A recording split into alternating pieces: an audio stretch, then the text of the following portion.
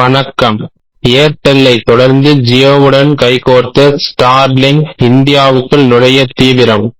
ஜியோ தனது சில்லறை விற்பனை நிலையங்களில் ஸ்டார்லிங்க் உபகரணங்களை வழங்கும். மத்திய அரசு விதித்த டேட்டா மற்றும் பாதுகாப்பு விதிகளை ஸ்பேஸ் எக்ஸ் ஏற்காமல் இருந்தது.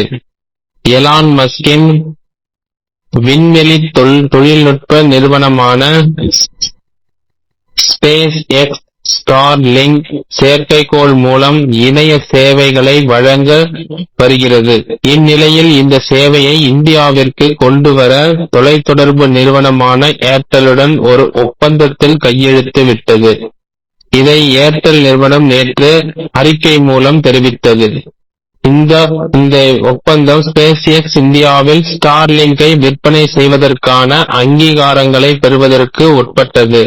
ஏர்டெல்லின் சில்லறை விற்பனைகளில் கடைகளில் ஸ்டார்லிங்க் உபகரணங்களை வழங்குவது குறித்து ஆராய்வோம் என்று அந்த அறிக்கையில் கூறப்பட்டிருந்தது. இந்த நிலையில் ஏர்டெல்லை தொடர்ந்து அதன் போட்டியாளர்களை முகேஷ் அம்பானியுடன் ரிலையன்ஸ் ஜியோ நிறுவனம் ஸ்டார்லிங்க் உடன் ஒப்பந்தம் செய்துள்ளது.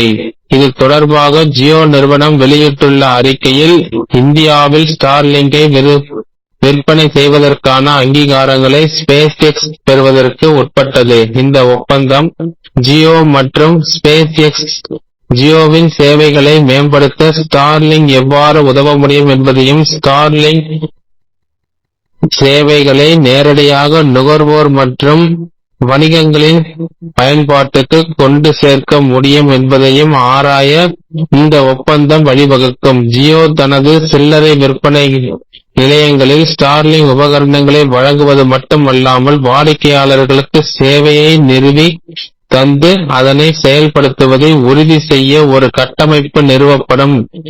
இந்தியாவில் முழுவதும் உள்ள அனைத்து நிறுவனங்கள், சிறு மற்றும் நடுத்தர வணிகங்கள் மற்றும் சமூகங்களுக்கு நம்பகமான இணையம் முழுமையாக அணுகக்கூடியதாக இருப்பதை உறுதி செய்வதற்கான ஜியோவின் உறுதிப்பாட்டின் ஒரு பகுதியாக ஸ்பேஸ் எக்ஸ் உடனான ஒப்பந்தம் உள்ளது என்று கூறப்பட்டுள்ளது.